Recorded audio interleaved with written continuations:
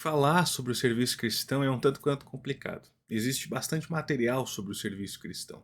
É muito divulgado e existem materiais muito bons sobre o serviço sendo colocado em prática. É complicado porque muitas vezes a gente vê pessoas metendo o pé pelas mãos, querendo trazer coisas novas e embaralhando assim um pouco sobre o serviço cristão. O material que a gente tem, ele sempre é importante a gente lembrar e reler e pregar novamente, fazer estudos sobre isso. E é importante a gente, mais uma vez, por mais que seja tão óbvio e tão divulgado, manter isso na obviedade. Porque, como dizia um professor meu, o óbvio só é óbvio porque a gente continua falando sobre ele. Então, começando do começo, a gente precisa dizer que o serviço cristão é sempre uma resposta do serviço de Deus. Essa talvez é a grande coisa, as dinâmicas estão aí sendo estabelecidas assim. A gente pode colocar dentro desse balaio chamado serviço de Deus várias coisas, como a própria revelação, o perdão de pecados, o serviço que Jesus fez na cruz por nós, a obra dele. A gente pode lembrar das misericórdias, da fé e assim por diante. Tudo isso vem dentro desse balaio do serviço de Deus, junto com o culto. O culto também é conhecido como serviço de Deus, então ele entra aqui também. Jesus é o autor da frase famosa, né? Ele veio para servir, não para ser servido. Isso diz muito sobre quem é Deus. Ele está em constante serviço a favor do ser humano, dos crentes. Nada do que temos é tirado, é roubado, é conquistado, é usurpado, mas é dádiva. Na verdade, eu até acho que, conforme as explicações de Lutero no primeiro artigo do Credo, nos leva a entender, nos dá a entender que Deus está em constante trabalho para a humanidade, mantendo o mundo em ordem, dando para cristãos e não cristãos condições diárias de sobreviver. E apesar de, obviamente, ser verdade que os outros dois artigos do Credo falam justamente para aqueles que têm fé, os crentes. Lembrando que o serviço começa em Deus e nosso serviço é uma resposta a esse amor, nós podemos falar sobre o serviço cristão. E talvez de início eu gostaria de já tirar da frente o culto. Até entre os luteranos eu já ouvi pessoas explicando o culto como a gente indo servir no culto. E o culto é serviço de Deus, é Deus quem vem com palavra e sacramentos, é Deus que vem cuidar dos seus filhos, né? Tá ligado ao terceiro mandamento, tem a ver com descanso, tem a ver com ouvir a palavra, é Deus cuidando do seu povo mais uma vez. E percebam que é diferente de eu falar de servir no culto do que servir na igreja. Sabe? O culto, sim, é descanso, mas a igreja, eu digo, a igreja física, o templo, a catedral, qualquer coisa nesse sentido, ela depende constantemente do serviço das pessoas, dos crentes, para manter a estrutura e assim por diante. E eu nem falo só da estrutura, eu falo de todo o resto. A igreja, dos departamentos, das coisas que a igreja promove, ela depende constantemente do serviço dos crentes. Mas, de novo, o culto a gente é servido e na igreja ou nas coisas da igreja a gente serve. Também é muito curioso a gente perceber no meio desse serviço cristão como os fariseus se aproximavam de Jesus e diziam que eram cumpridores da lei e aquilo era uma boa obra para eles, que como a circuncisão era uma boa obra. E a crítica de Jesus sempre tenta mostrar para eles que eles estão tentando inverter a roda, né? Que eles estão tentando cumprir a lei para conseguir algum mérito para eles mesmos. E assim eles invertiam o processo. O que Deus faz para eles é merecido, não tem a ver com um serviço amoroso ou misericordioso de Deus. Talvez se a gente olhar para essa lógica e talvez olhando com os olhos certos, a gente também pode dizer coisas nesse sentido e não se orgulhar por cumprir a lei, mas de tentar cumprir a lei é uma boa obra. De levar os seus filhos ao batismo é uma boa obra, porque Deus manda. Ir na Santa Ceia, ir ao culto e assim por diante, tudo isso é uma boa obra porque Deus manda fazer isso. Mas percebam que isso está dentro de um arcabouço que significa cuidado de Deus. Deus quer cuidar da gente com essas coisas e cuida da gente, da sociedade, através dessas coisas. É importante a gente perceber nossa relação com a lei, de não cumpridores naturalmente dessas coisas, para que a gente possa aprender depois a nossa relação com a lei dentro de uma vida santificada, de tentar cotidianamente lutar contra esse pecado. E tudo isso pode ser visto como uma boa obra. O serviço cristão mais visível e mais popular, ele acontece dentro de casa, onde tem essa economia do lar entre esposa, filhos, marido, e assim a gente tem essa relação entre eles, esses cuidados que eles têm entre eles.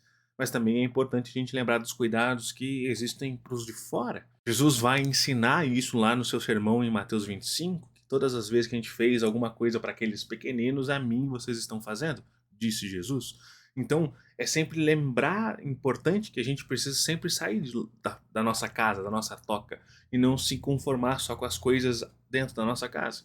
Mas sim, o serviço cristão começa dentro de casa. Esse serviço de casa, ou para com os de casa, ele parece muitas vezes que é mais facilmente esquecido, porque ele entra nessa coisa de rotina e a gente precisa ser constantemente lembrado que nós estamos cuidando das coisas de Deus na nossa vida, estamos servindo a Deus fazendo as coisas que a gente faz.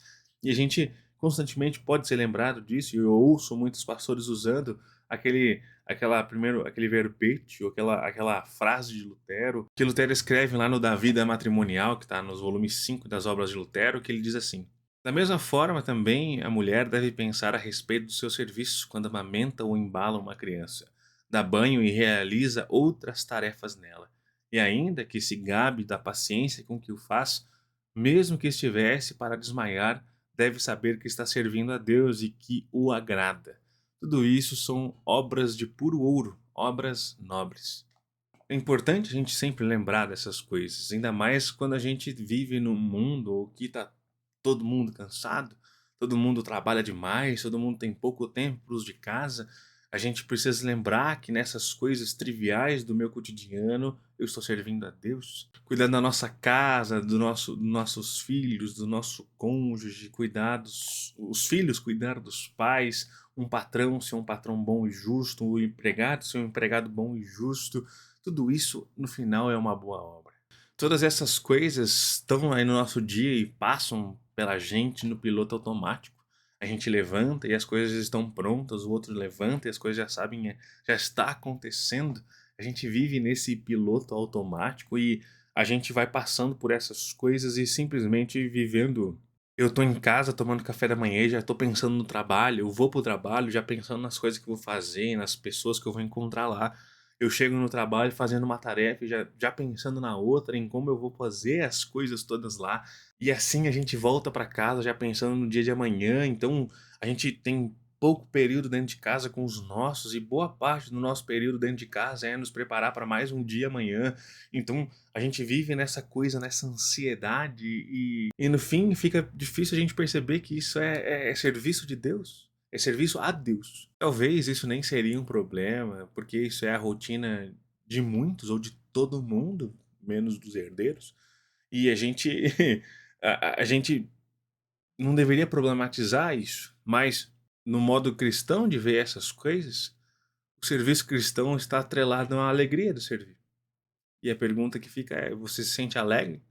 E obviamente aqui eu não quero ser raso em dizer que a gente tem que estar sempre alegre, feliz e contente, fazendo todas as coisas de uma maneira super bem e super alegre, fingindo essa alegria. A verdadeira felicidade está vinculada, obviamente, à salvação, saber que vamos sair desse mundo e que esse mundo é passageiro e todas essas coisas, mas a motivação pela qual eu vou para o trabalho, nesse sentido, a gente pode falar sobre uma felicidade. E saber disso eu vejo que é crucial. Mas no fim eu posso te perguntar dizendo: por que você trabalha? E daí você vai dizer: para cuidar dos meus, dar uma condição para os meus, para conseguir dinheiro.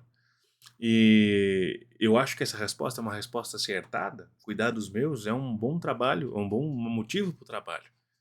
E agora eu vou perguntar para você de novo: o quanto isso é verdade? O quanto os teus estão sendo cuidados? E você vai dizer: eles têm uma casa, eles têm comida, ele tem escola, qualquer coisa nesse sentido, eles têm um videogame que ele gosta e assim vai. E isso é cuidado mesmo? Tudo isso é cuidado mesmo?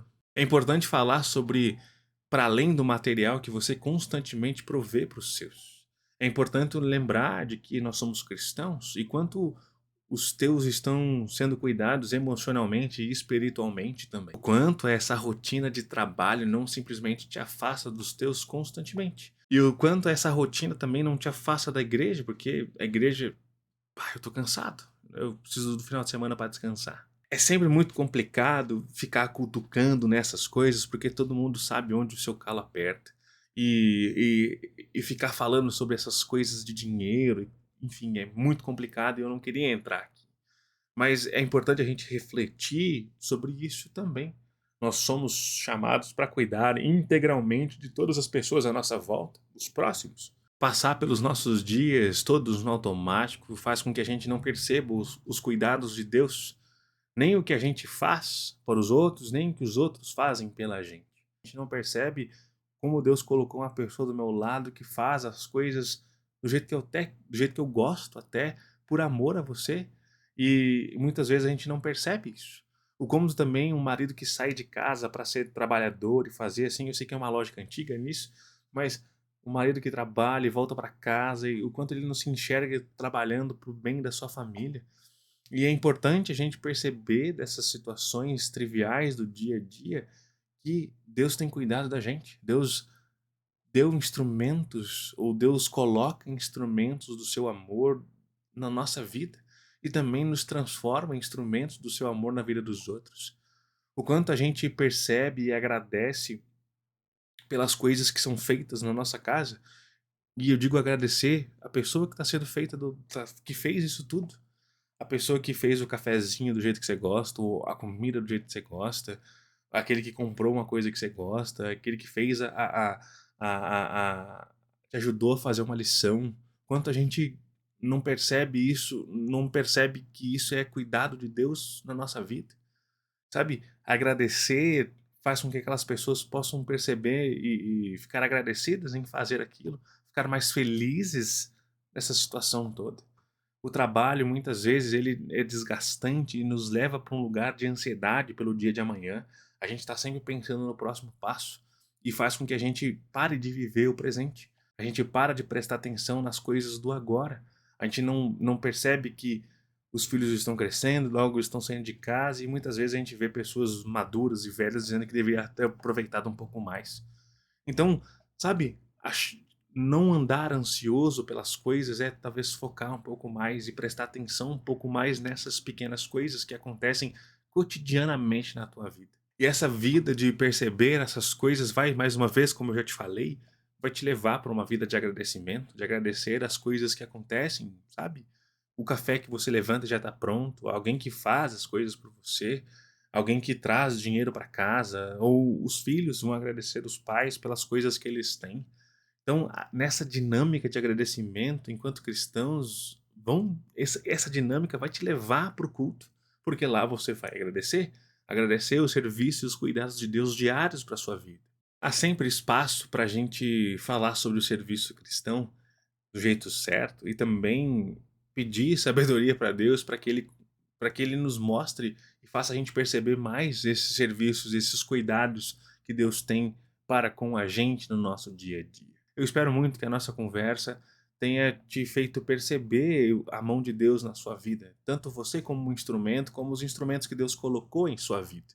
E também o nosso trabalho enquanto cristão é fazer com que os outros também possam perceber isso, que Deus cuida deles constantemente. E é importante evidenciar isso, ajudar as pessoas a perceber isso. Lembra que eu falei que esse assunto era uma coisa óbvia, que precisava sempre se manter óbvia? Esse é o nosso trabalho. Nós deveríamos deixar o serviço cristão na obviedade. Falar dele e não deixar nunca de falar sobre a obviedade que é esse serviço cristão. Ajudar as pessoas a perceber o amor de Deus em sua volta. Meu nome é Paulo Fogaça Júnior, sou teólogo e estou aqui falando sobre o serviço cristão para vocês, mais uma vez nessas coisas que aparecem na minha cabeça sobre um assunto. Eu leio sobre algumas coisas, eu sou impactado às vezes por uma pregação sobre alguma coisa, então eu estou sempre em constante pensamento e aqui eu trago os meus devaneios. Se você quer sugerir alguma coisa, faça isso nos comentários e também diga nos comentários o que você acha sobre o serviço cristão e como ele aparece na sociedade, o quanto você percebe esse cuidado que você tem nas coisas que você faz para o outro e também o quanto você percebe o serviço do outro na sua vida. Também é um momento muito interessante da gente talvez trazer para a lucidez isso. Tantas coisas são feitas ao nosso redor e muitas vezes a gente não se dá conta, certo? No mais, eu acho que é isso. Não deixa de se reunir, não deixa de ir ao culto e tchau, tchau.